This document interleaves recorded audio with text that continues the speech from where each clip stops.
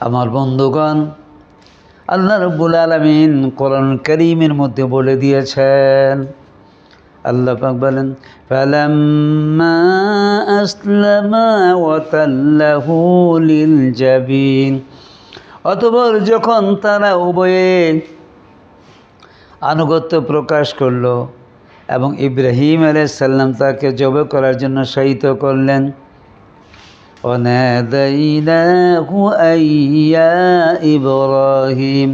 আল্লাহ পাক বললেন, হে ইব্রাহিম,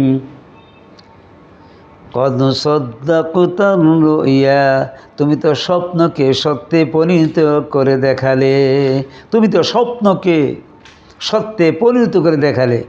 ইন্না কাযালিকা নাজিজিল মুহসিনিন, নিশ্চয়ই সৎকর্মশীলদের জন্য পুরস্কার।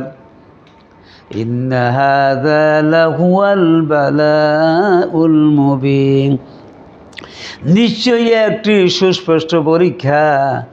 ওয়াফাদাইনাহু বিযিবহিন আযীম, আমি জবাই করার জন্য এক মহান যন্ত্র দান করলাম। সুবহানাল্লাহ।